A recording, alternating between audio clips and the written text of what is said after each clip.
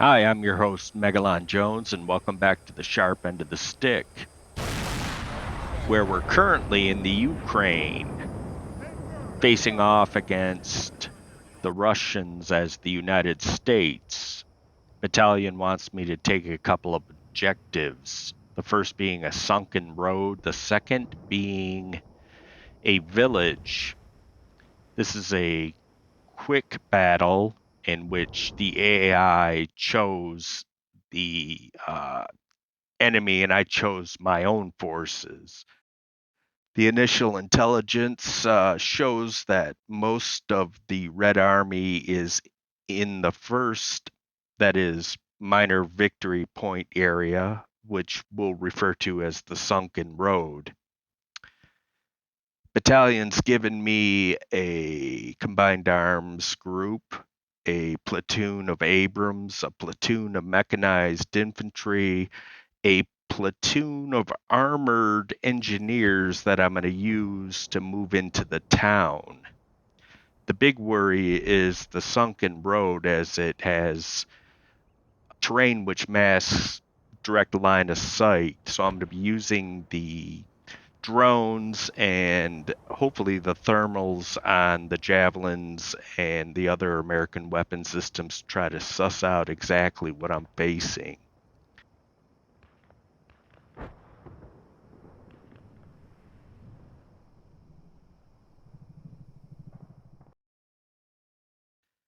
The initial plan is to deploy my assets, including 2 flights of F-15 Strike Eagles loaded to bear with heavy ordnance. They come in at 0 hour.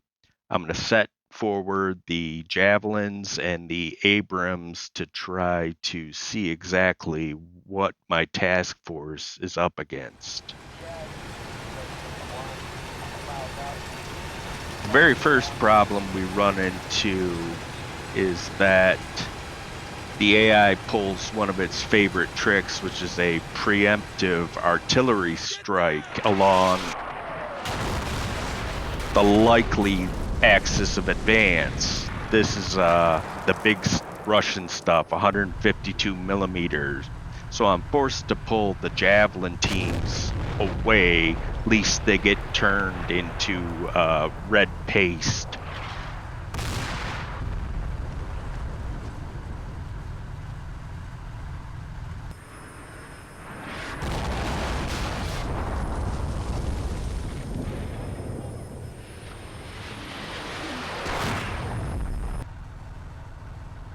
Almost immediately we get spots thanks to the drones. Ivan has tanks and infantry fighting vehicles, and for about the next 5 minutes the situation becomes more clear. As you can hear, the American air power is starting to show up. I made a big mistake here and forgot to give this Abrams a targeting arc, and he revealed himself. Luckily, there was no ill effect as I was able to redeploy him out of sight and made a mental note to check everyone's target arcs.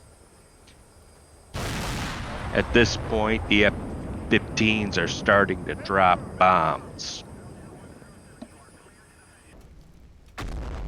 The only problem being is, from what I can tell, they're bombing the APCs and IFBs while leaving the tanks, which are partially obscured by trees. I take some time and readjust their mission to be a point mission against individual tanks. We got air. Get down.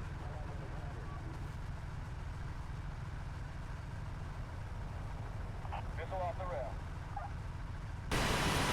At this point, I unleash the Abrams and the Javelin crews to shoot at whatever they can find.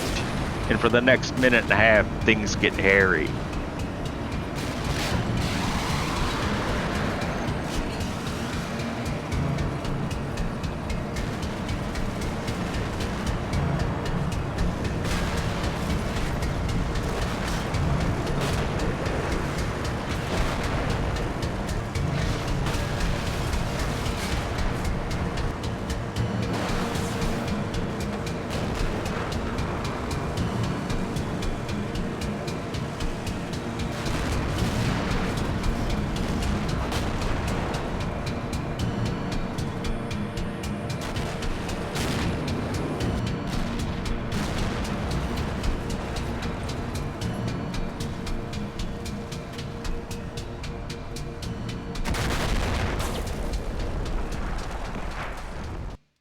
this point, it's time to take some sort of stock at what's going on. We've identified that there really isn't any other opposition aside from what's happening at the Sunken Road. So the plan is to send the tanks forward first, make them take a hard left, followed by the infantry, which will set up in a copse of trees, both of which will be covering for the engineers heading for the major victory point. Real movement starts kicking off with about 15 minutes left in the game, so this has to be done quick.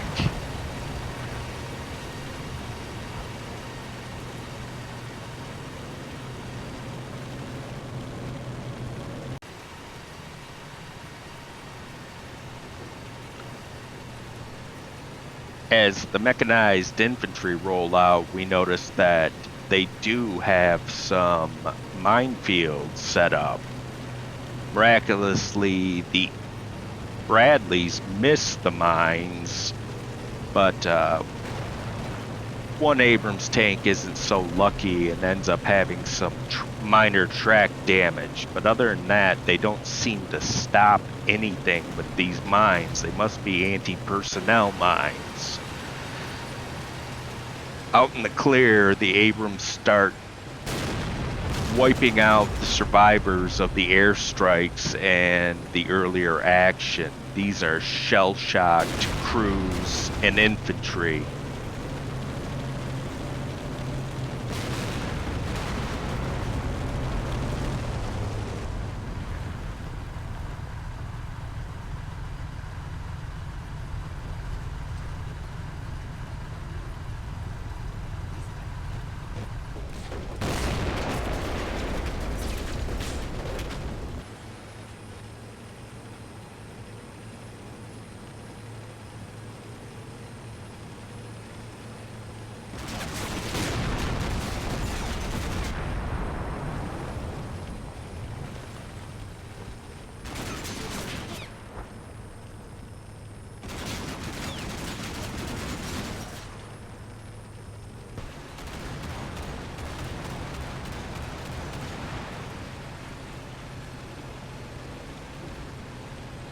There's literally zero return fire.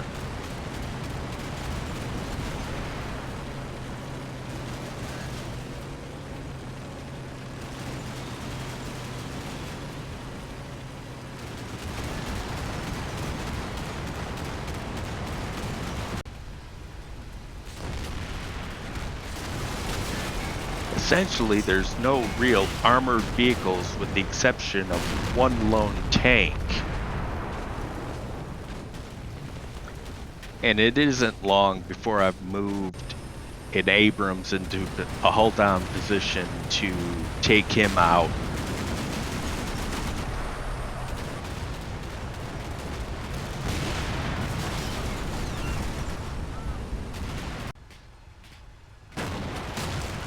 And as the Red Army survivors are ground into the dirt,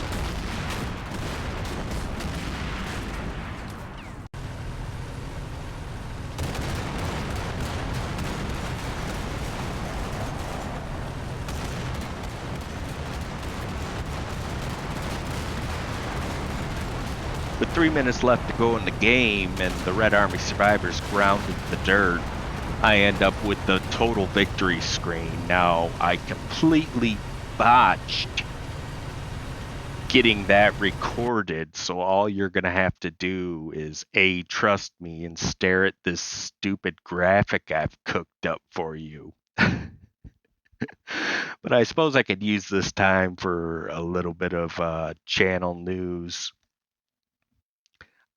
First off, we seem to be getting out of the whole coronavirus thing. Now, what does that have to do with me? My profession is medical testing, and for the last year, I've been working mad overtime as the pandemic has gone crazy. So I've been averaging about 10-hour days.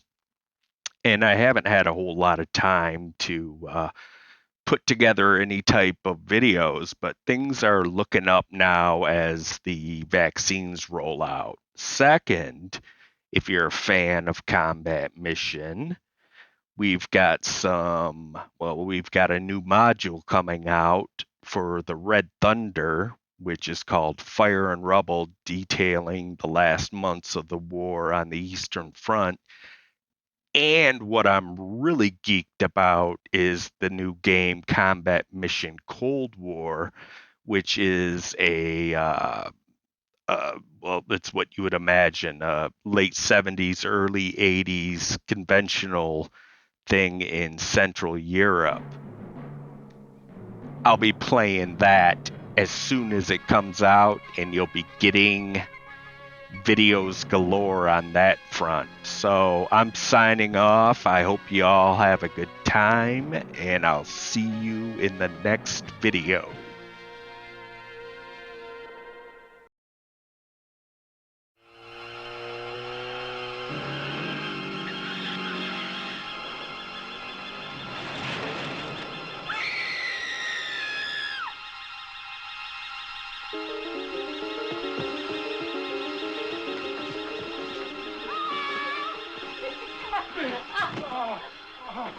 All around her, people are dying, and only Rose knows why. You gotta come quick.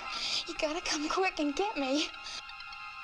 It's Rose. It's gotta be. Something's happened to Rose. Health officials close that way. Health officials have said they consider the outbreak of the new strain of rabies as being potentially the worst of this century.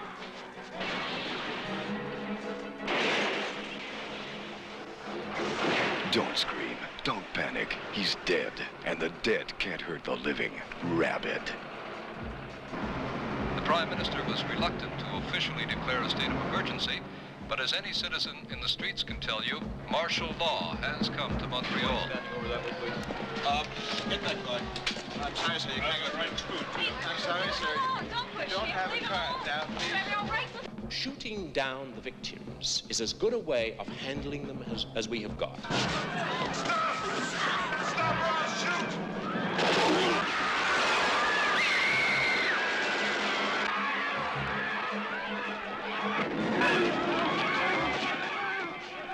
You can't trust your mother. Your best friend. The neighbor next door. 1 minute, they're perfectly normal. The next, rabid.